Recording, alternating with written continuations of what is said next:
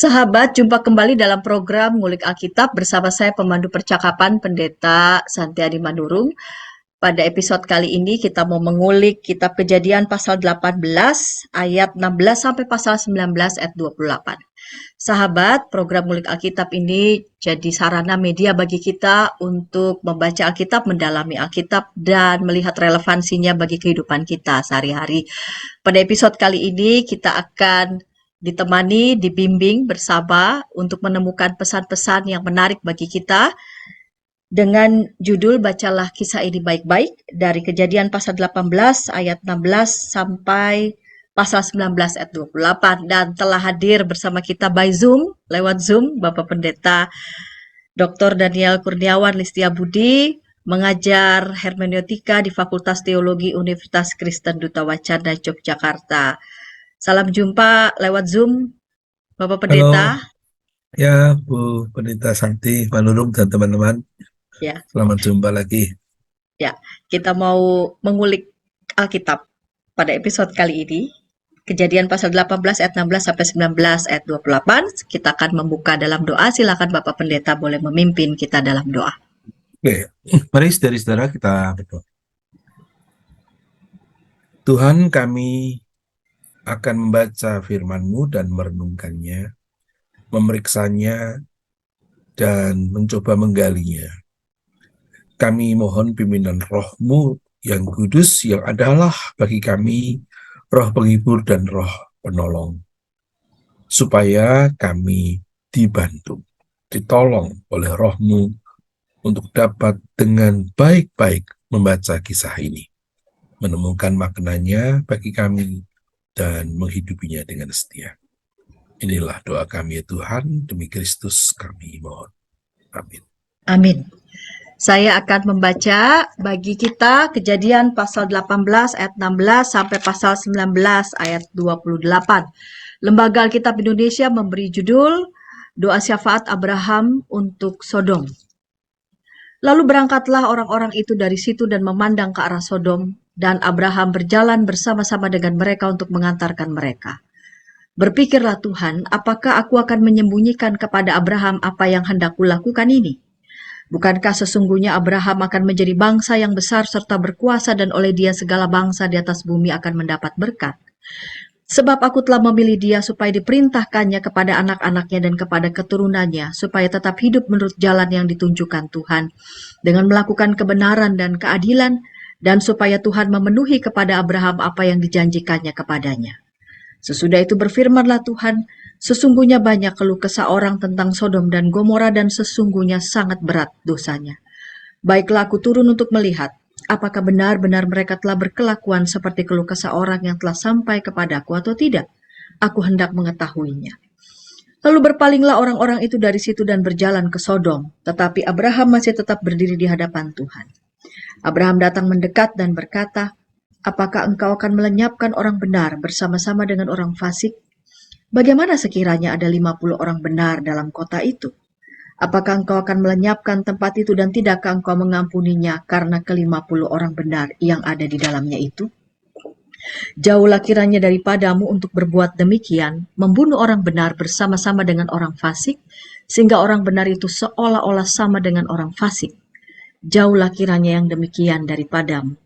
Masakan hakim segenap bumi tidak menghukum dengan adil? Tuhan berfirman, jika kudapati 50 orang benar dalam kota Sodom, aku akan mengampuni seluruh tempat itu karena mereka. Abraham menyahut, sesungguhnya aku telah memberanikan diri berkata kepada Tuhan, walaupun aku debu dan abu. Sekiranya kurang 5 orang dari ke-50 orang benar itu, apakah engkau akan memusnahkan seluruh kota itu karena yang 5 itu? Firman-Nya, aku tidak memusnahkannya jika kudapati 45 di sana. Lagi Abraham melanjutkan perkataannya kepadanya, sekiranya 40 didapati di sana. Firman-Nya, aku tidak akan berbuat demikian karena yang 40 itu. Katanya, janganlah kiranya Tuhan murka kalau aku berkata sekali lagi, sekiranya 30 didapati di sana. Firman-Nya, aku tidak akan berbuat demikian jika kudapati 30 di sana. Katanya, sesungguhnya aku telah memberanikan diri berkata kepada Tuhan, sekiranya 20 didapati di sana. Firman-Nya, aku tidak akan memusnahkannya karena yang 20 itu. Katanya, "Janganlah kiranya Tuhan murka kalau aku berkata lagi sekali ini saja. Sekiranya 10 didapati di sana, firman-Nya, aku tidak akan memusnahkannya karena yang 10 itu." Lalu pergilah Tuhan setelah ia selesai berfirman kepada Abraham, dan kembalilah Abraham ke tempat tinggalnya. Kita lanjut pasal 19. Lembaga Alkitab Indonesia memberi judul Sodom dan Gomora dimusnahkan, Lot diselamatkan. Kedua malaikat itu tiba di Sodom pada waktu petang. Lot sedang duduk di pintu gerbang Sodom, dan ketika melihat mereka, bangunlah ia menyongsong mereka, lalu sujud dengan mukanya sampai ke tanah serta berkata, "Tuan-tuan, silahkanlah singgah ke rumah hambamu ini. Bermalamlah di sini dan basuhlah kakimu. Maka besok pagi tuan-tuan boleh melanjutkan perjalanannya." Jawab mereka, "Tidak, kami akan bermalam di tanah lapang." Tetapi karena ia sangat mendesak mereka, singgahlah mereka dan masuk ke dalam rumahnya. Kemudian ia menyediakan hidangan bagi mereka. Ia membakar roti yang tidak beragi, lalu mereka makan. Tetapi sebelum mereka tidur, orang-orang lelaki dari kota Sodom itu, dari yang muda sampai yang tua, bahkan seluruh kota, tidak ada yang terkecuali datang mengepung rumah itu. Mereka berseru kepada Lot, "Di manakah orang-orang yang datang kepadamu malam ini? Bawalah mereka keluar kepada kami supaya kami pakai mereka." Lalu keluarlah Lot menemui mereka ke depan pintu, tetapi pintu ditutupnya di belakangnya, dan ia berkata, "Saudara-saudaraku, janganlah kiranya berbuat jahat. Kamu tahu aku mempunyai 2 orang anak perempuan yang belum pernah dijamah laki-laki. Baiklah mereka kubawa keluar kepadamu. Perbuatlah kepada mereka seperti yang kamu pandang baik. Hanya jangan kamu apa-apakan orang-orang ini, sebab mereka memang datang untuk berlindung di dalam rumahku." Tetapi mereka berkata, "Enyahlah," lagi kata mereka, "orang ini datang ke sini sebagai orang asing dan dia mau menjadi hakim atas kita. Sekarang kami akan menganiaya engkau lebih daripada kedua orang itu." Lalu mereka mendesak orang itu, yaitu Lot, dengan keras, dan mereka mendekat untuk mendobrak pintu. Tetapi kedua orang itu mengulurkan tangannya, menarik Lot masuk ke dalam rumah, lalu menutup pintu. Dan mereka membutakan mata orang-orang yang di depan pintu rumah itu, dari yang kecil sampai yang besar, sehingga percumalah orang-orang itu mencari-cari pintu. Lalu kedua orang itu berkata kepada Lot, "Siapakah kaummu yang ada di sini lagi? Menantu atau anakmu laki-laki? Anakmu perempuan atau siapa saja kaummu di kota ini? Bawalah mereka keluar dari tempat ini. Sebab kami akan memusnahkan tempat ini karena banyak keluh kesah orang tentang kota ini di hadapan Tuhan. Sebab itulah Tuhan mengutus kami untuk memusnahkannya." Keluarlah Lot lalu berbicara dengan kedua bakal menantunya yang akan kawin dengan kedua anaknya perempuan. Katanya, "Bangunlah, keluarlah dari tempat ini, sebab Tuhan akan memusnahkan kota ini." Tetapi ia dipandang oleh kedua bakal menantunya itu sebagai orang yang berolok-olok saja. Ketika fajar telah menyingsing, kedua malaikat itu mendesak Lot supaya bersegera, katanya, "Bangunlah, bawalah istrimu dan kedua anakmu yang ada di sini, supaya engkau jangan mati lenyap karena kedurjanaan kota ini." Ketika ia berlambat-lambat, maka tangan istri dan tangan kedua anaknya dipegang oleh kedua orang itu. Sebab Tuhan hendak mengasihani dia, lalu kedua orang itu menuntunnya keluar kota dan melepaskannya di sana. Sesudah kedua orang itu menuntun mereka sampai keluar, berkatalah seorang, "Larilah, selamatkanlah nyawamu, janganlah menoleh ke belakang dan janganlah berhenti dimanapun juga di lembah Yordan. Larilah ke pegunungan supaya engkau jangan mati lenyap." Kata Lot kepada mereka, "Janganlah kiranya demikian, tuanku. Sungguhlah hambamu ini telah dikaruniai belas kasihan di hadapanmu, dan tuanku telah berbuat kemurahan besar kepadaku dengan memelihara hidupku. Tetapi jika aku harus lari ke pegunungan, pastilah aku akan tersusul oleh bencana itu, sehingga matilah aku. Sungguhlah kota yang di sana itu cukup dekat kiranya untuk lari ke sana. Kota itu kecil. Izinkanlah kiranya aku lari ke sana. Bukankah kota itu kecil? Jika demikian nyawaku akan terpelihara." Saut malaikat itu kepadanya, "Baiklah, dalam hal ini pun permintaanmu akan kuterima dengan baik, yakni kota yang telah kau sebut itu tidak akan kutunggang balikan. Cepatlah, larilah ke sana, sebab aku tidak dapat berbuat apa-apa sebelum engkau sampai ke sana." Itulah sebabnya nama kota itu disebut Zoar. Matahari telah terbit menyinari bumi ketika Lot tiba di Zoar. Kemudian Tuhan menurunkan hujan belerang dan api atas Sodom dan Gomora berasal dari Tuhan, dari langit. Dan ditunggang balikannya lah kota-kota itu dan lembah Yordan dan semua penduduk kota-kota serta tumbuh-tumbuhan di tanah. Tetapi istri Lot yang berjalan mengikutnya menoleh ke belakang lalu menjadi tiang garam. Ketika Abraham pagi-pagi pergi ke tempat dia berdiri di hadapan Tuhan itu, dan memandang ke arah Sodom dan Gomora serta seluruh tanah lembah Yordan, maka dilihatnyalah asap dari bumi membubung ke atas sebagai asap dari dapur peleburan. Cukup panjang bacaan kita, ini cerita, ini narasi, tapi pasti membawa pesan yang baik untuk kita. Pak Daniel, di segmen yang pertama ini saya mau mengawali pertanyaan secara umum. Ya, secara umum kisah tentang atau cerita yang dituturkan oleh penulis Kejadian pasal 18 ayat 16 sampai 19 ayat 28 ini mengisahkan tentang apa kira-kira? Ya, kisah ini sendiri punya banyak sekali hal-hal yang menarik ya, secara teologis. Tapi kalau ditanya secara umum, bingkai dari kisah ini apa, ya kita bisa mengatakan penyelamatan Lot oleh Tuhan dari bencana yang terjadi di Sodom. Nah, itu pun nanti macam-macam itu, kalimat itu. Tuhan menyelamatkan dengan cara apa? Lalu kenapa Sodom kok harus dibunuh? Orangnya dihabisin dengan cara api belerang itu. Kemudian Lot sendiri bagaimana mereaksi pertolongan Tuhan, itu juga hal-hal yang secara naratif mengandung banyak hal poin-poin yang menggelitik ya, menarik. Makanya memang kisah ini harus dibaca baik-baik, itu judulnya. Bacalah kisah ini baik-baik. Iya, Ya. Kita mulai di pasal 18 ayat 14 sampai 33 ya, ya. Pendeta. Lembaga Kitab Indonesia memberi judul Dua Syafaat Abraham untuk Sodom. Ya. Sebelum kita berbicara tentang apa sih kesalahan besar Sodom begitu, saya mau mengawali dengan ketika di ayat berapa ini ya? 20 ya. Sesudah itu berfirmanlah Tuhan, sesungguhnya banyak keluh kesah orang tentang Sodom dan Gomora dan sesungguhnya sangat berat dosanya. Ya, dituliskan di situ. Jadi kisahnya Tuhan berbicara dengan Abraham yang mendengar banyak orang berkeluh kesah tentang Sodom dan Gomora. Lalu baiklah aku turun untuk melihat apakah benar-benar mereka berkelakuan seperti keluh kesah orang yang telah sampai kepadaku atau tidak.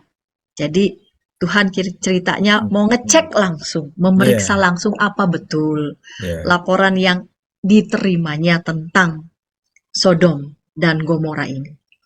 Dan tampaknya Abraham sepertinya sudah mengetahui kira-kira apa yang akan dilakukan oleh Tuhan. Sehingga menarik ya, bagaimana antara Abraham dan Tuhan ini bercakap-cakap seperti kawan dekat, kawan karib. Bahkan terkesan terjadi negosiasi gitu ya. Jadi Abraham rasanya tahu bahwa apa yang dilaporkan oleh orang-orang kepada Tuhan itu tidak salah, benar, tapi juga sekaligus rasanya Abraham tahu tindakan apa yang akan Tuhan lakukan pada Sodom dan Gomora. Sehingga entah kenapa Abraham sampai memohon, bernegosiasi sedemikian rupa. Intinya sepertinya seolah-olah Abraham meminta agar kiranya begitu ya, Tuhan berbelas kasih. Atau bagaimana kira-kira Pak Pendeta? Ya, ini bentuknya itu Tuhan digambarkan tuh kayak manusia kan. Itu namanya antropomorfisme. Ya. Nah, biasanya kalau penggambaran Tuhan itu digambarkan kayak manusia, jalan-jalan, mendengar, omong-omong, itu yang membuat kalau pakai ilmu kritik teks yaitu mazhab Yahwis biasanya. Itu khas sekali itu. Seperti sejak awal tuh Kejadian pasal 2, 4b itu kan Tuhannya membentuk manusia, menyuruh manusia kasih nama binatang, membangun jalan-jalan di hari sejuk. Nah, itu jelas tuh, tanya di mana kamu. Nah, sekarang ini Tuhannya itu di pasal 18 tuh dolan dulu tuh ke kemahnya Abraham, ya kan? Lalu sekarang ini bisa dinego seperti itu. Tuhan yang kayak manusia, kayak jualan di pasar sama bawa pasar harganya berapa turun gitu. Nah, itu gaya ini antropomorfisme, ya, antropomorfisme dari yang ilahi, yaitu khas dari mazhab Yahwis. Karena yang membentuk kitab Kejadian itu kan ada beberapa cerita kuno yang lalu diedit ya, dirangkum jadi satu. Nah, ini jelas di bagian Tuhan digambarkan seperti ini dari kelompok tertentu. Nah, namun begini dulu, itu judul LAI itu menurut saya perlu diperiksa ya. Ini mana doanya? Kan nggak doa itu. Ya kan? Kalau kita Hmm. pikir doa syafaat kayak di gereja itu loh. Hmm. Doa syafaat di gereja, terus kita berdoa lalu. Ini kan enggak. Ini kan kalau doa dibayangkan seperti kalau kita di gereja lalu bersyafaat ke orang lain. Rasanya ya bukan itu sih. Tetapi bahwa dalam eh, dialog ini, kalau dialog dianggap doa ya dipaksa begitu ya bolehlah. Untuk kepentingan orang lain. Nah itu oke. Tapi kata doa syafaat di situ menurut saya kurang pas ya. Ini istilahnya ya negosiasi, gitu. Negosiasi di antara Tuhan dan Abram terkait kota Sodom yang kita belum tahu dosanya apa di sini, Hmm. hanya disebut sangat besar. Ya, Itu ada di ayat yang keberapa tuh ya? Disebut sangat 20. besar dosanya. Sangat besar, Ah, ah, sangat berat sehingga dosanya. sangat besar. Nah, yang menarik itu figur Tuhannya itu, Bu Santi. Itu figur Tuhannya yang di perikop sebelumnya yang dijamu makan. Ya. Ya, kan dia bersama dengan dua malaikat, jadi ada tiga orang kan, salah satunya itu Tuhan. Dijamu makan itu kan ada gagasan Tuhan itu bisa tahu bahwa Sarah tertawa, ya kan? Hmm. Sarah Ya, tertawa, ya, ya, ya toh. ya. Jadi Tuhannya tuh tahu gitu loh yang terjadi walaupun dia tidak lihat. Hmm. Sarah tertawa dalam hati kalau itu. Kalau Ya, nggak salah ya, kita ya, periksa. ya. Sarah mendengarnya, lalu apa? Jadi tertawalah Sarah dalam hatinya, ayat yang ke-12. Itu pun diketahui. Lah kok ini dosa Sodom Gomora kok harus dicek gitu loh. Cek. Ya. Masa sih Tuhan yang Maha Tahu, tahu hatinya Sarah kok harus melakukan cek dari cek kayak Pak Jokowi turun ke bawah ngecek apa jalanan di Lampung itu apakah betul rusak apa tidak semacam itu. Dan kalimatnya itu kan lucu kan seolah-olah baiklah aku turun untuk melihat apakah benar-benar mereka berkelakuan seperti keluh kesah orang yang telah sampai kepadaku atau tidak, aku hendak mengetahuinya. Seolah-olah Tuhannya itu belum tahu. Hmm. Nah, ini menarik. Nah, kalau ditanyakan jawabannya, ini memang gaya sastra antropomorfisme itu. Ya. Jadi, Tuhan digambarkan maha tahu di bagian sebelumnya, maha tahu bahkan tertawanya Sarah dalam hati. Segera setelah itu, Tuhan digambarkan itu seperti mengecek sendiri supaya dia yakin.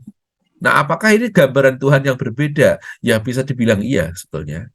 Yang satu tuh Deus Omniscience ya, Tuhan yang Allah yang Tuhan yang maha tahu, omniscience, tahu ke dalam hati orang, tetapi yang nyata secara sosial kedengaran, katakanlah laporan-laporan ini bayangkan seperti orang rakyat laporan ke kotak pos keluhan pada pemerintah gitu, pemerintahnya lalu oke, ini kedengaran banyak sekali keluhan, nah sekarang aku cek sendiri, itu berarti kan dia tidak maha tahu seolah-olah. Hmm. Hmm. Tetapi tekanannya bukan itu sih, kalau saya lihatnya, walaupun itu bisa ya, bukan hal yang salah mengkritik Tuhan di sini kok tidak seperti Tuhan di pasal di perikop sebelumnya. Tapi di sini tekanannya lebih ke gini, Tuhan itu kayak manusia, antropomorfis, jadi mau cek sendiri, tidak sekedar gampang percaya, gitu. Nah, dan Tuhan yang mau cek sendiri ini ternyata mengejutkan lagi, karena dia walaupun sepertinya bisa dinego kayak manusia, tapi kemurahan hatinya itu melebihi manusia. Coba itu dari 50 terus 45. 45 Abraham lalu pakai gaya bahasa tertentu yang semakin lama tuh semakin memberanikan diri turun, turun, turun, turun, turun, turun, turun, turun sampai 10. Wah, itu kan kayak bukan sama manusia kan. Jadi Tuhannya tuh sampai melebihi kemurahan hati manusia. Kalau nggak percaya, cobalah kita nego di pasar. Mana ada pihak sana ngalah terus sampai di titik demikian rendah. Kan nggak gitu. Nah, jadi ini ada bayangan memang mau mengatakan Tuhan itu antropomorfis kayak manusia, tetapi kemurahan hatinya itu melebihi yang diduga manusia. Nah, jadi ketegangan itu, dialektis itu. Hmm. Hmm. Hmm. Gitu sih menurut saya yang Ya, bagian paling menarik teks ini tuh gitu. ya. Jadi digambarkan seolah-olah seperti manusia, tapi sebentar dulu, meleset rasanya. Ah, ah, ah. Belas kasihan Allah itu justru melampaui, Iya, boleh gitu. dibilang belas kasihan manusia. Iya. Ya, jadi tetap titik poinnya adalah belas kasih Allah. Saya kira iya ada ya dia mau bisa dinego gitu. Nah, ini bisa karena belas kasih, bisa karena dia yakin bahwa pasti nggak ada 10. Nah, kalau itu benar berarti polanya yang dia mengetahui Sarah tertawa masih jalan. Ketegangan belas kasih dan kedaulatan itu bagaimana Pak Pendeta? Lebih ke pengetahuan. Jadi gini, maksud saya, kenapa Tuhan tuh mau dinego sampai 10 orang dari 50? Itu kemungkinannya kan dia berbelas kasih. Yang saya bilang tadi melampaui manusia yang begitu rupa mau dinego sampai habis-habisan. Tapi bisa juga lah ya, kalau kita lihat dengan ia adalah yang maha tahu soal Sarah tertawa dalam hati, mungkin juga si Tuhan itu tahu bahwa jumlah orang benar di Sodom itu ya tidak lebih dari 10. Makanya kamu nego aku masih mau. Barangkali nanti itu kita dibiarkan menduga-duga kok itu. Jadi kita nggak boleh memastikan yang mana. Lebih baik kalau baca cerita kayak gini itu nikmati aja ketegangannya. Memang kalau sekali lagi ya cara bacanya bisa begini. Tautkan pasal 18 ayat 12 tentang Sarah yang ketahuan dalam hatinya tertawa dengan seluruh rangkaian narasi. Sehingga seluruh rangkaian narasi ini sebetulnya adalah kemahatauan Tuhan mengenai kejahatan Sodom, jumlah orang yang benar, dan akan diapain. Kalau gitu caranya, ceritanya tidak menarik. Ya kan? Ceritanya tidak menarik. Lalu negosiasi dengan Abraham juga bukan sesuatu yang sungguhan.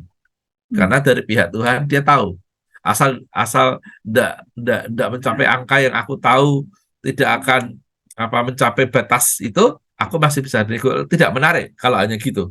Tetapi cara membaca yang kedua ya memang ini ada bayangan tentang Tuhan yang rada berbeda-beda. Tuhan ketika 3 orang bertemu dengan Abraham dan Sarah itu Tuhannya maha tahu.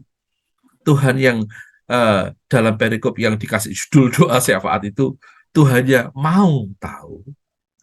Mau tahu berarti ingin tahu betul untuk checking, dan dalam keingintahuan itu dia memberi ruang untuk dinego sampai si Abraham dalam rikuhnya juga terus-menerus karena dia mau menyelamatkan keponakannya sampai di satu titik angka tertentu yang sangat kecil, ternyata angka yang kecil itu pun tidak bisa menyelamatkan Sodom, ya hanya bisa menyelamatkan Lot. Nah gitu jadinya. Baik. Saya lebih suka yang kedua itu, lebih tegang. Lebih menarik, lebih tegang. Lebih tegang, ya. Lebih tegang. Baik Pak Pendeta, kita lanjutkan segmen kedua. Oke. Namun sebelumnya kita dengarkan pesan-pesan berikut ini. Dari kungkungan malam gelap. Nyanyikanlah nyanyian baru. Setiap hari Rabu, pukul 12 waktu Indonesia Barat. Dapat Anda nikmati di channel Lagu Rohani YKB GKI TV.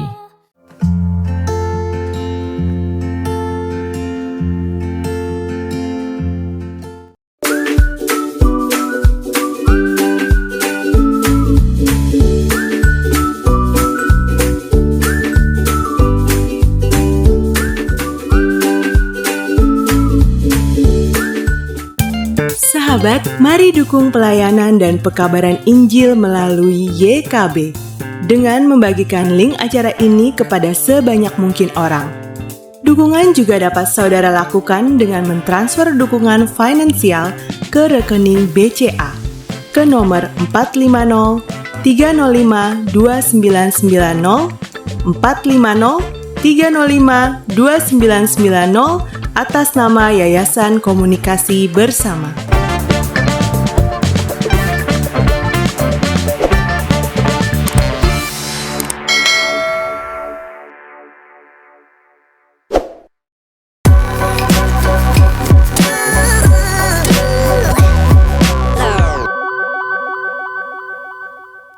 Sahabat YKB, senang masih bersama dengan kami dalam program Ngulik Alkitab. Pada episode kali ini kita mengulik Kejadian pasal 18 ayat 16 sampai pasal 19 ayat 28. Dan kita sudah memasuki segmen kedua. Mari sahabat, saya mengajak sahabat boleh berinteraksi di kolom komentar yang sudah tersedia, menyampaikan tanggapan, respon, ataupun juga menyampaikan pertanyaan dengan senang hati. Narasumber pada episode kali ini yang hadir lewat Zoom, Bapak Pendeta Dr. Daniel Kalistia Budi, dapat dengan senang hati meresponnya. Bapak Pendeta, kita lanjut segmen yang kedua ini. Ya. Di pasal 19, ya. ini ada peristiwa pertama saya mengawali dengan pertanyaan,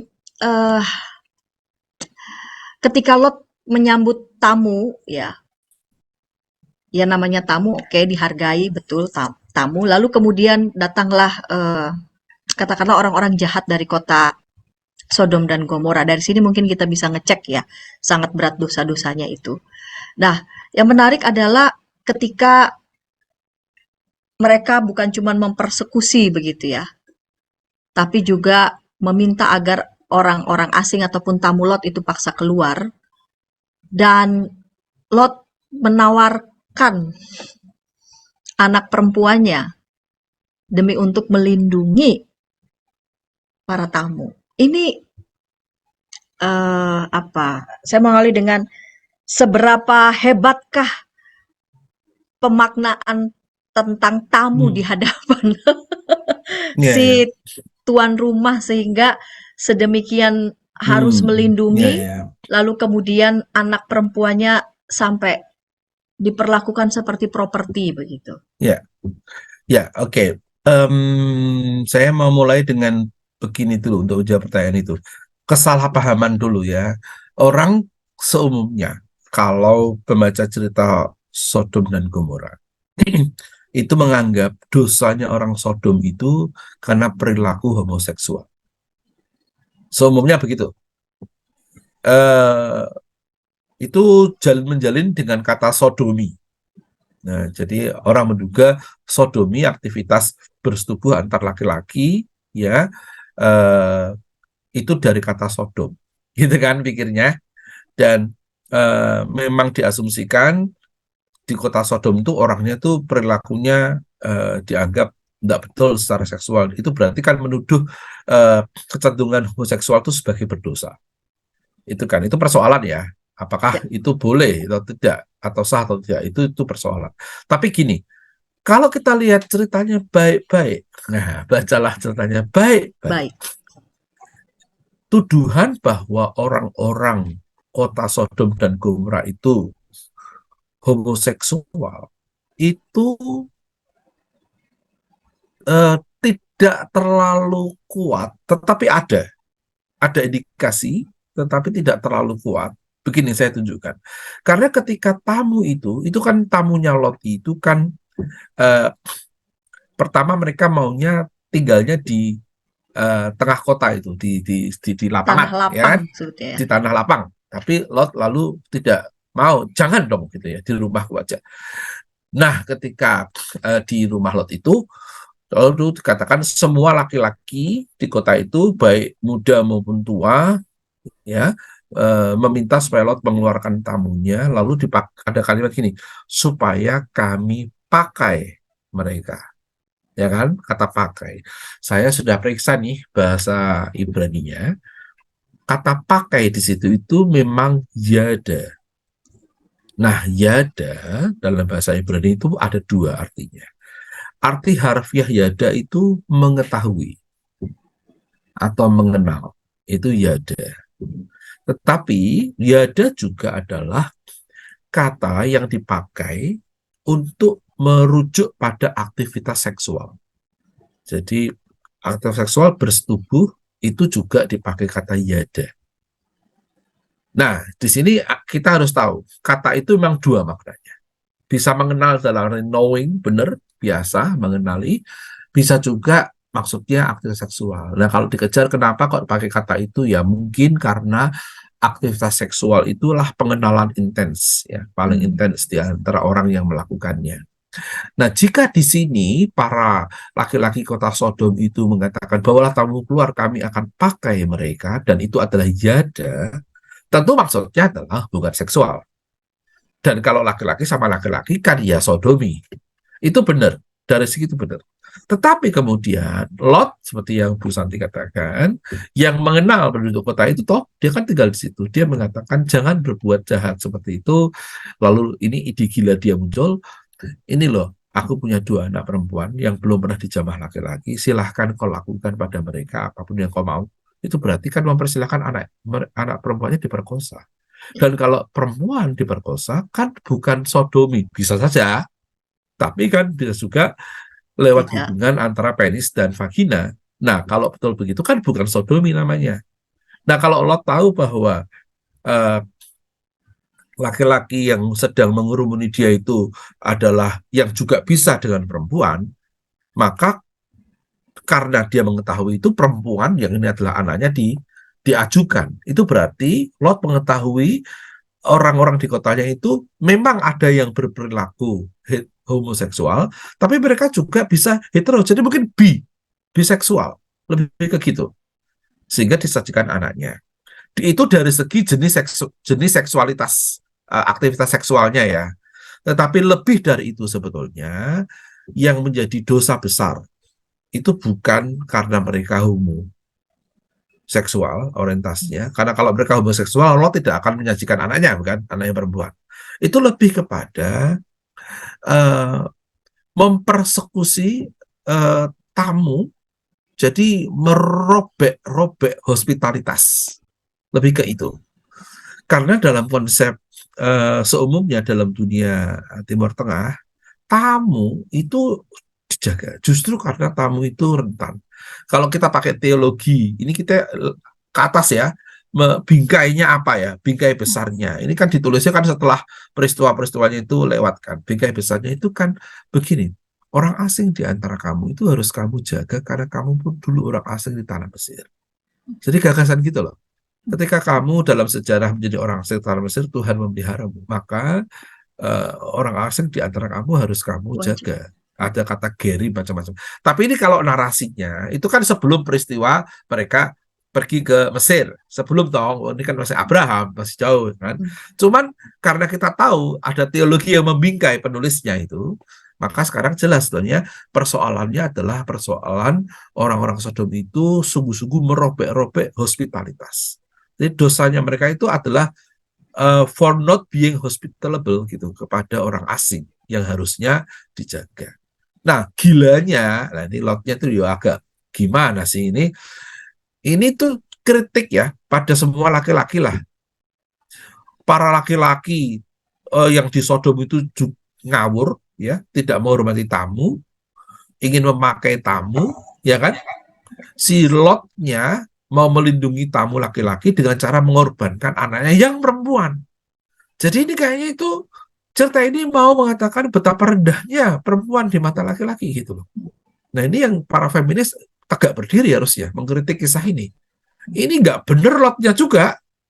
Mungkin maksudnya baik ya, maksud dia baik melindungi tamunya gitu. Itu sesuatu yang barangkali punya poin ya dari segi teologi hospitalitas. Tapi kalau kita menggunakan pendekatan read the response dan yang membaca adalah para perempuan, membaca ini lihatlah bapaknya. Bapak semacam ini tuh tega banget sama anaknya gitu. Supaya Yang seharusnya tamunya melindungi selamat. juga kan? Yang harusnya melindungi juga. Ya. Supaya tamunya selamat, anaknya dipersembahkan. Nah ini berarti kan memang sengaja meletakkan anak perempuan di bawah laki-laki. Sejauh laki-laki itu tamunya gitu. Jadi ini ketegangan lah. Satu pihak dosa Sodom itu adalah tidak menghormati tamu. Lot demikian menghormati tamu. Sampai kemudian tidak menghormati keberadaan anak perempuannya sendiri gara-gara tamu. Titik-titik tekan itulah. Makanya kisah ini memang harus dibaca baik-baik. Jadi ini pertama ini ada dosa kejahatan seksual sepertinya ya. Rasanya ya itu tidak Ya. boleh diabaikan, cuman bukan karena mereka homo gitu Betul, loh. bukan Mau karena homo mau nggak orientasi homo, seksualnya, ya tapi pada mereka mau melecehkan kejahatan ya. seksualnya Yes, gitu itu ya. Jadi pada ya. kejahatan seksualnya Terhadap tamu. terhadap tamu, ya, Ya, sungguh brutal itu kan. ya, Lalu kemudian kedua melihat nilai value perempuan itu ya, di bawah ya, laki-laki. itu. Jangan-jangan pemahaman Lot itulah pemahaman orang Sodom juga. Kita nggak harus memeriksa itu. Kok bisa kayak gitu? Dari mana itu ada ide? Saya belum pernah lihat teks Alkitab lain ya yang sejenis seperti ini, meletakkan perempuan begitu rupa ya, kayak dikorbankan habis-habisan itu anaknya sendiri loh itu. Nah ini pertanyaannya, apakah ini idenya Lot sendiri atau jangan-jangan begitulah worldview orang-orang Sodom? Itu harus diperiksa Kita dalam teks tidak eksplisit, tapi sikap Lot itu begitu. Tapi lihatlah, orang-orang itu nggak peduli kok. Orang-orang itu lalu menyerang Lot malahan kan. Kalau kita lihat, kami akan menyiksa kamu lebih daripada tamu-tamumu gitu. Jadi memang ini mereka jahat. Jadi ada kejahatan seksual, kejahatan moral juga, dan mereka juga tidak bisa melihat pengorbanan Lot, lepas dari itu menindas perempuan, bahkan sampai yang dia merelakan anaknya dipersekusi, dipersilahkan pun ditolak gitu, supaya tetap bisa memperkusi tamunya. Dan ketika Lot menghalangi, mereka malah mengatakan orang Rasul ini, kamu akan kami siksa lebih dari mereka. Nah, bayangkan, jadi ini jahat ya. Jahatnya berarti tidak hanya seksual saja, memang mereka buruk gitu ya, secara moral buruk. Sehingga kalau tidak diikuti keinginan seksualnya atau hasratnya itu bisa menyiksa siapa saja katakanlah. Jadi dari sini kita bisa menemui alasan begitu ya, mengapa di pasal sebelumnya Tuhan begitu sangat murka pada kejahatan penduduk kota ini begitu. Ya, dari sudut pandang manapun tidak bisa dibenarkan kejahatannya. Iya, luar biasa. Ya. Jadi tindakan persekusi begitu ya. Nah, yang menarik adalah lagi respon begitu ya anggota keluarga. Nah, ya sempat mengatakan ini olok-olok saja, ini kita harus keluar. Ini apa ya? Ini kisah yang saya agak bingung nih. Ini kisahnya kan udah tegang begitu ya. Bahkan para tamunya sempat membutakan seperti itu ya. Iya. Jadi Lotnya ditarik, sehingga lalu dari dalam rumah itu ada kuasa untuk membutakan orang-orang di luar sehingga mereka tidak mendapatkan pintunya. Iya. Lalu kemudian dikatakan bahwa Tuhan akan memusnahkan kota ini. Ya. Tapi ini dipandang oleh kedua bakal menantunya itu sebagai orang yang berolok-olok. Ini apakah mereka tidak melihat ketegangan betul dalam sebuah peristiwa? Nah, kalau melihat dari runtut dari alur cerita yang runtut begitu. Ya, kalau saya mencoba mempersilahkan diri saya dipengaruhi oleh kisah ini habis-habisan, maka saya mendapat kesan begini. Dua menantunya itulah tipologi orang Sodom. Mereka orang Sodom kan? Ya begitu. Nah gitu loh. Kisah ini mau mengatakan orang Sodom itu jelek kok memang. Baik yang jahat maupun yang mau diselamatkan itu loh tetap mengolok-olok. Jadi mau mengatakan standar kejelekan orang Sodom. Nah, dua menantu Lot ini kan orang Sodom. Ya kan? Ini beda dengan cerita Nuh. Di cerita Nuh itu kan Nuh punya 3 anak, Sem, Ham, Yafet, dan 3 orang istrinya yang kita nggak tahu namanya. Tapi 3 orang istri itu ikut kan masuk dalam bahtera. Ya kan? Jadi kan yang selamat kan 8 orang itu. Nuh istrinya, Sem, Ham, Yafet dengan istri masing-masing dan segala macam binatang itu. Jadi ada bagian dari manusia lain di luar keluarga Nuh yang ikut. Ini enggak. Yang ini itu kayak cerita lanjutannya. Tuh, bahkan ketika ditawarkan, dan jumlahnya 10 loh kan, yang diselamatkan 10 kan untuk bilang kota itu. 2 orang ini, menantunya 2 orang laki-laki pasti kan, itu menganggap berolok-olok. Berarti mau mengatakan ya mereka orang Sodom memang kacau. Gitu.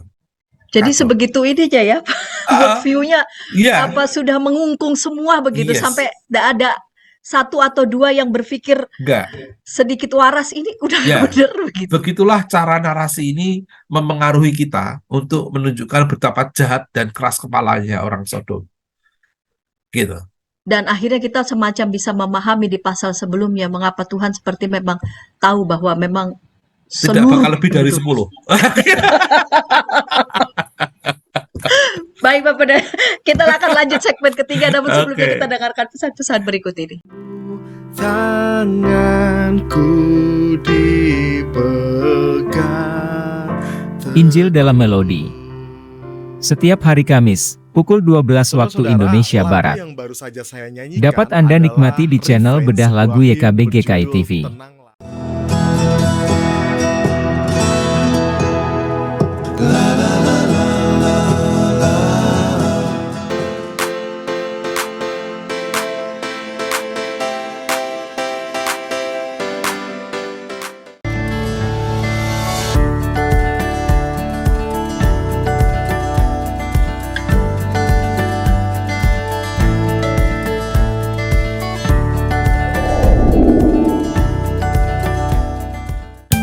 Sahabat, mari dukung pelayanan dan pekabaran Injil melalui YKB dengan membagikan link acara ini kepada sebanyak mungkin orang. Dukungan juga dapat saudara lakukan dengan mentransfer dukungan finansial ke rekening BCA ke nomor 450 305 2990 450 305 2990 atas nama Yayasan Komunikasi Bersama.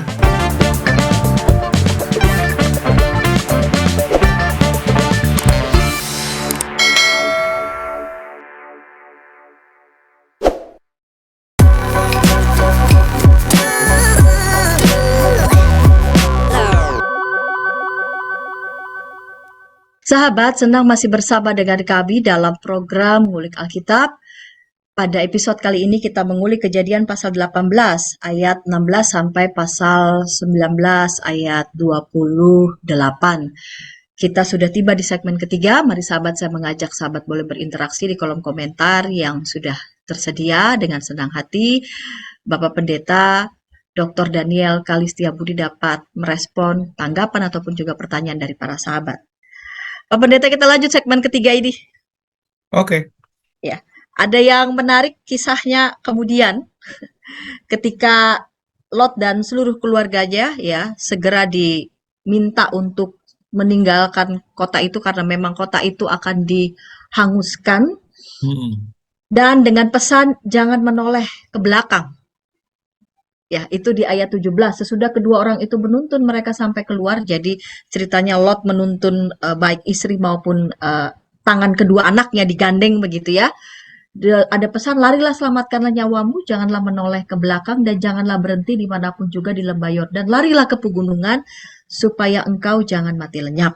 Gitu. Lalu kemudian Lot meminta ada tempat kota di mana dia dan keluarganya bisa selamat begitu, tidak dimusnahkan. Nah, yang menarik adalah kisah tentang ternyata istrinya Lot yang berjalan mengikutinya. Saya membayangkan karena dituntun begitu, berarti di belakang mungkin karena lari-lari begitu ya. Menoleh ke belakang lalu menjadi tiang garam. Ini menarik. Apakah ada hubungannya lari, lalu kemudian selamatkan nyawamu, jangan menoleh ke belakang.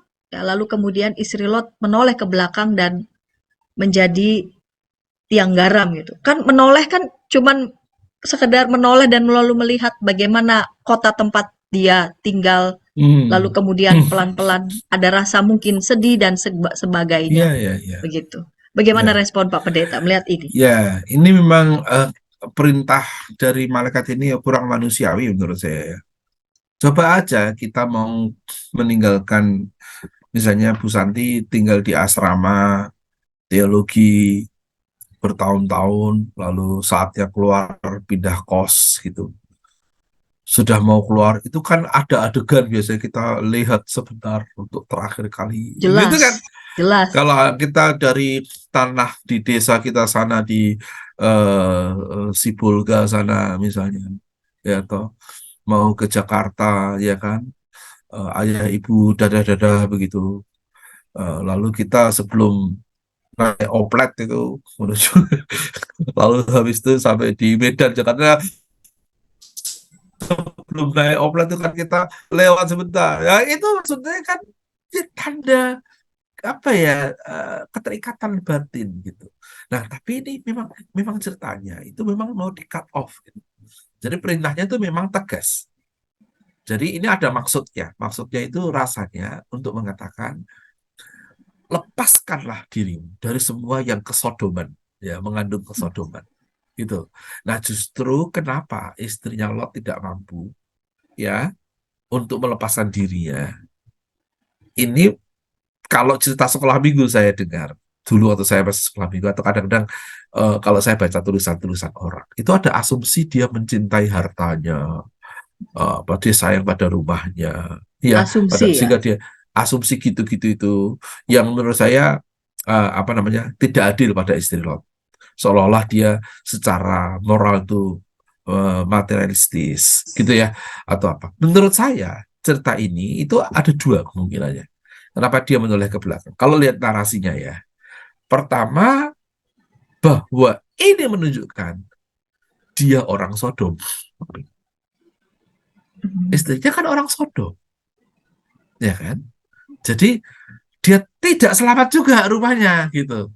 Jadi narator mau mengatakan, lihat tuh, semua laki-laki Sodom tidak selamat, ya kan? Termasuk menantunya yang mengolok-olok itu.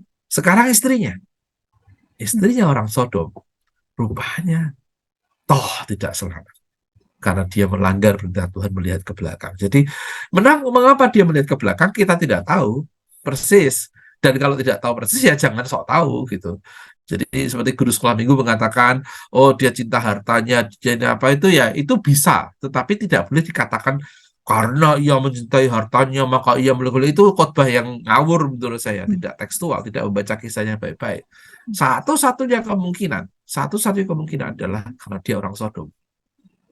Jadi dia nggak selamat gitu. Dan tiba-tiba ada momen yang membuat dia juga tidak selamat gitu. Ya kira gitu. Ya, lepas dari soal rasa kemanusiaan yang tidak diperhitungkan oleh si pengisah ini, seperti cerita saya tadi, kalau orang mungkin mau lihat sebentar atau apa, itu kita belain istrinya Lot sudah di situ. Tetapi narasinya kan memang mau mengatakan Sodom itu nggak benar, mau dilepaskan, Lot ini mau dilepaskan dari semua yang berbau Sodom. Repotnya istrinya orang Sodom. Rupanya dengan cara inilah kesodoman istrinya pun membuat dia tidak selamat. Lebih ke gitu kalau narasi, ya kalau narasinya. Opsi kedua itu gini, opsi kedua. Kenapa dia melihat ke belakang?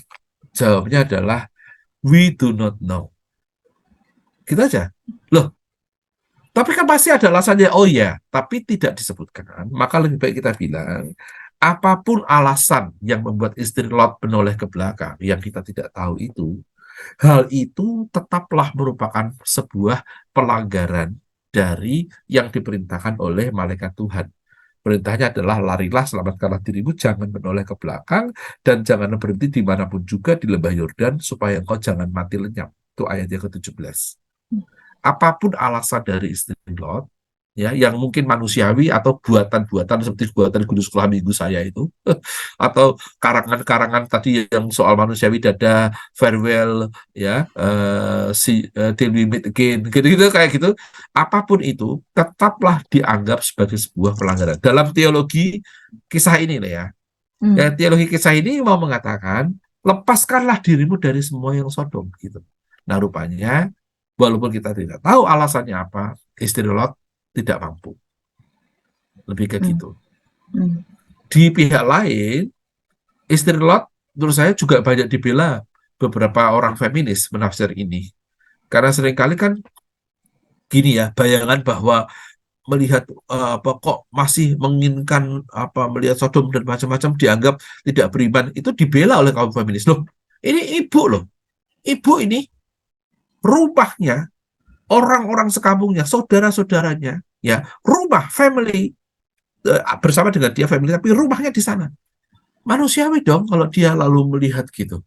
Nah, itu pembelaannya adalah pada cara membaca bahwa istrinya ini tidak boleh disebut sebagai yang materialistis. Dia cukup dikatakan sebagai orang yang manusiawi, yang memiliki rumah dan ingin melihat rumahnya. Nah, bahwa dari kacamata teologi si penulis kisah ini tuh dianggap pelanggaran ya, tapi dibela gitu. Kok sampai begitu rupa? Nah, rupanya kita tiba di titik. Ini kayaknya yang mau dikatakan memang adalah ketaatan pada perintah dan pelepasan dari kesodoman itu yang menonjol dalam kisah ini. Rasanya lebih ke gitu sih. Jadi maksudnya jadi tidak perlu semacam dilebih-lebihkan atau jadi dikarang-karang begitu ya, bahwa mengapa istrinya Lot menjadi begitu berbeda dengan suaminya, ya karena suaminya lebih taat pada perintah Tuhan, sedangkan yang namanya bukan istri orang Sodom. Lot itu kan bukan orang Sodom, jadi dia tidak kena kesodoman gitu. Walaupun perilakunya lalu yang menyerahkan anaknya berdua untuk dipakai itu menurut saya barangkali juga perilaku yang tidak lebih baik ya kan daripada orang-orang Sodom itu gitu. Tapi dari cara penceritaannya kan mengatakan lihatlah orang Sodom itu memang karanglah alasan. Nah, lalu istri Lot ini kan tertimpa oleh para penafsir yang suka ngarang-ngarang alasan yang kadang-kadang tidak manusiawi. Itulah yang dibela kaum feminis kan. Kaum feminis membela loh. Alasannya kalau ada menuduh perempuan ini sebagai yang materialistis nggak ada di dalam teks loh. Yang lebih mungkin adalah menggunakan alasan manusiawi sebagai seorang yang besar di satu tempat, yang mau say farewell, mau melihat terakhir kalinya seperti kita semua. Apalagi dia seorang ibu, ya punya kaitan dengan rumah itu sanctuary, ya kan? Sesuai suci gitu bagi seorang yang mungkin ibu lebih kuat ya dalam merasa rumah sebagai sanctuary ya. Bapak barangkali ya cuman ibu ya ini pembelaan kaum feminis ya, bahwa melihat rumah sebagai tempat di mana itu keberadaannya dia bersama-sama dengan suami dan anak-anaknya, masa nggak boleh dilihat. Tapi itulah ceritanya menganggap itu termasuk pelanggaran pada perintah untuk melepaskan diri dari kesodoman yang tidak mampu dilakukan oleh istrinya Lot. Lot bisa karena dia bukan orang Sodom. Anak-anaknya bisa ya mungkin karena campuran antara Lot dan istrinya yang orang Sodom. Kita tidak tahu persis. Tapi ada gagasan seolah-olah kepatuhan dan tidak kepatuhan itu terkait pada Sodom dan tidak Sodomnya. Ada kesan itu tuh tidak bisa kita hindari. Karena memang nggak ada alasannya kok. Maka kalau kepada saya ditanyakan, coba sebutin, kenapa istrinya begitu? Saya akan bilang, tidak tahu. Tetapi walaupun tidak tahu, teks mau mengatakan bahwa dalam segala situasi, termasuk situasi genting dan rindumu pada rumah, taatilah Allah lebih. Gitu, kira-kira. Taati, lebihlah taat kepada Allah. Gitu. Daripada memori-memori Apalagi yang manusiawi menyangkut indah. dengan nilai yang sudah buruk begitu ya. Ya, apalagi gitu. Itu lebih lagi. Gitu. Apalagi menyangkut ini udah buruk, jangan Ya. ke sana lagi begitu, tapi Ya. arahkan dirimu ke depan Ya. kepada Tuhan. Walaupun kalau pakai alasan familial ya, bayangan aja tuh. Istrinya kan orang Sodom kan. Berarti bapak ibunya, saudara-saudaranya kan orang Sodom semua kan. Ya kan? Itu dihancurkan gitu loh. Bagaimana nggak mau noleh ke belakang? Gimana sih? Kisah ini kok kayak nggak manusiawi gitu bagi istri Lot. Istri Lot itu orang Sodom. It means keluarganya ada di situ semua. Sejahat-jahatnya orang Sodom itu keluarganya loh. Tapi begitulah bangunan ceritanya. Bangunan ceritanya kan mau mengatakan orang Sodom dihukum gitu. Nggak ada 10 kan? Lalu jalannya itu. Ya. Jadi mungkin kaitan juga dalam hidup kita sehari, betapapun kita berhadapan bisa jadi dengan keluarga yang dekat, orang yang paling kita kasihi. Tapi kalau bicara soal kebenaran begitu ya, apalagi Ya, kalau ketaatan diputar kepada gitu Tuhan. bisa juga dibalik loh, Bu Santi. Oke. Kadang-kadang ketika ada orang sangat jahat gitu, karena itu keluarga kita sendiri, kita tetap mengasihi, ya kan? Ya. Lebih daripada orang lain yang tidak ada urusan dengan kekerabatan dengan orang yang jahat ini.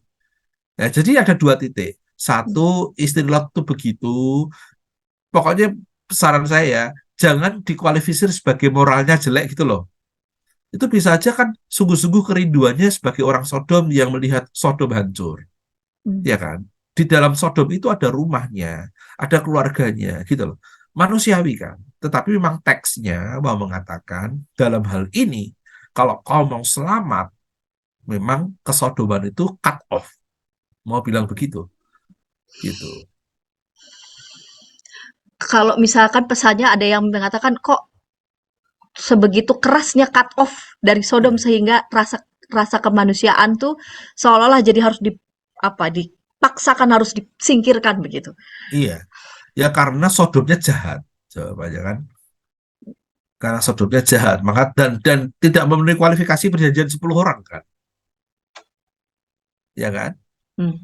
Nah, tapi itu kan dari pihak Tuhan ya. Kalau dari pihak istri Lot itu loh, saya lebih mau membela saya itu. Gimana sih tidak lihat ke belakang? Kalau di situ walaupun jahat semua itu keluargaku. Paling tidak walaupun aku ikut suamiku, bolehlah aku lihat sebentar. Sebagai say farewell gitu. Itu tidak boleh juga rupanya dalam teks ini gitu. Nah, itu. Jadi itu poinku itu. Jadi teologi kita itu keras sekali ya untuk membersihkan kesodoman. Tetapi saya juga mau belain istri Lot supaya jangan dituduh gila harta gitu loh. Jangan dituduh jahat loh. Dia itu Nggak ada indikasi dia gila harta atau apa, tidak tega. Enggak, manusiawi aja. Gitu, dia lihat ke belakang. Kenapa Lot tidak melihat ke belakang? Ya nggak ada urusan historis. Nggak ada kangen-kangenan dengan tempat-tempat tertentu di Sodom. Tidak ada kaitan dengan orang-orang di Sodom di hatinya. Karena bukan orang Sodom dia. Ya coba bayangkan begitu. Nah, justru lalu kisahnya bilang, walaupun kau punya keterikatan macam-macam, pilihlah perintah Tuhan lebih daripada itu. Gitu kan? Pesannya kan selalu begitu. Walaupun banyak keterikatan, banyak alasan-alasan pembenaran manusiawi engkau untuk menengok ke Sodom, jangan. Teksnya kan, jangan kalau kau mau selamat.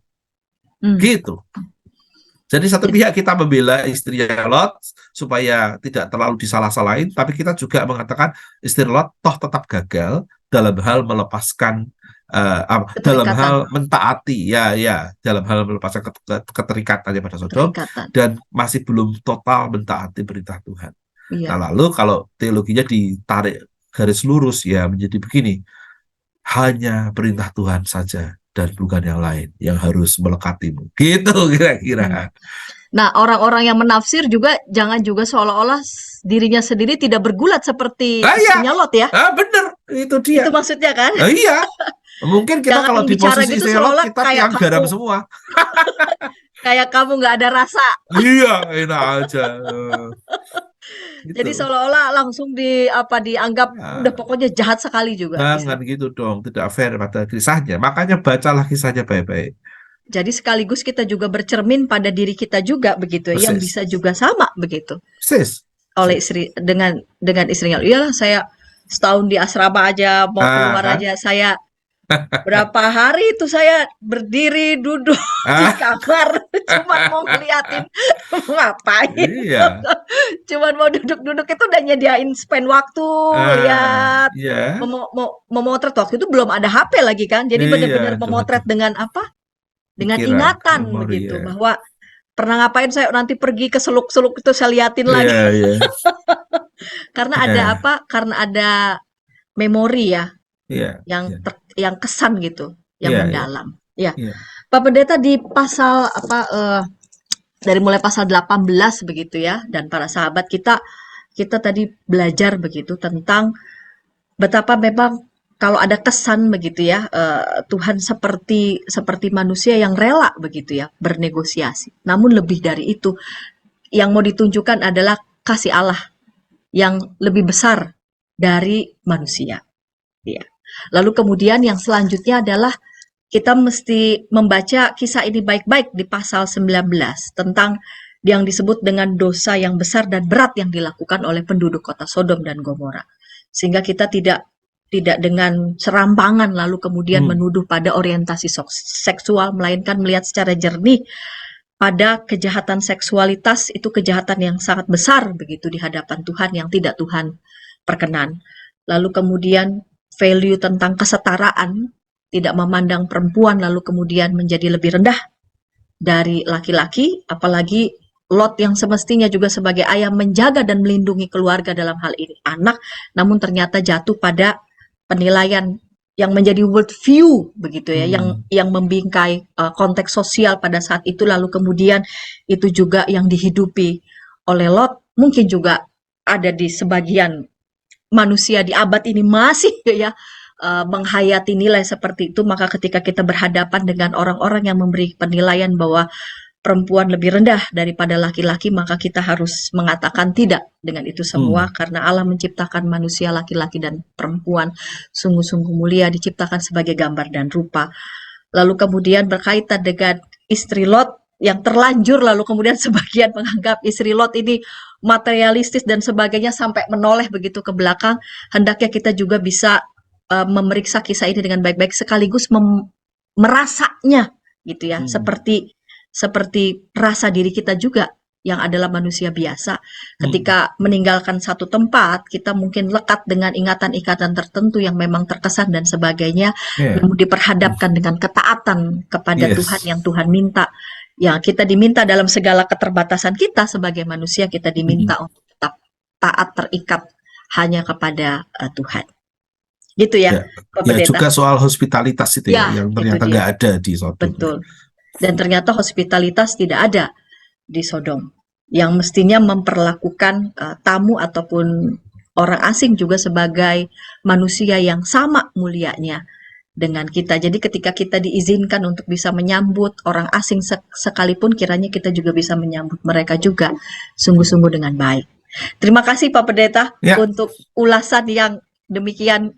Oke, ini narasi dari mulai pasal 18 ayat 16 dan selanjutnya sampai pasal 19. Kita hendak menutup, dan sahabat, jika tayangan ini boleh memberkati para sahabat dimanapun sahabat berada, sahabat bisa membagikannya dan boleh menekan tombol subscribe sehingga mendapatkan update tayangan dari YKB GKI TV. Kita hendak menutup acara ini dalam doa. Silakan Pak Pendeta boleh berdoa. Mari saudara sekali lagi kita berdoa. Tuhan, kami bersyukur untuk perbincangan ini yang Dikau sertai.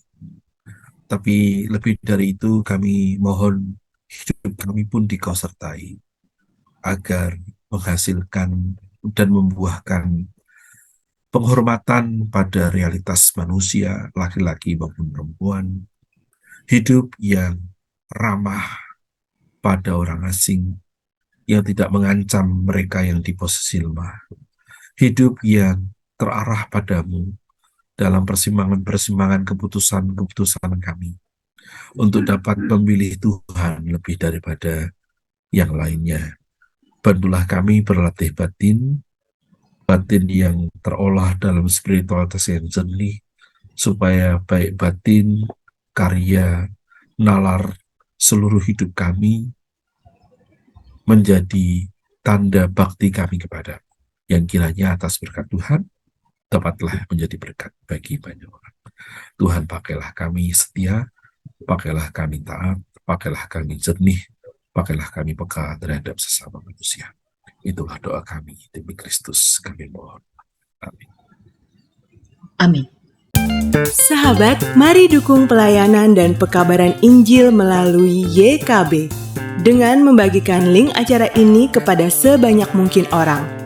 Dukungan juga dapat saudara lakukan dengan mentransfer dukungan finansial ke rekening BCA ke nomor 450 305 2990 450 305 2990 atas nama Yayasan Komunikasi Bersama.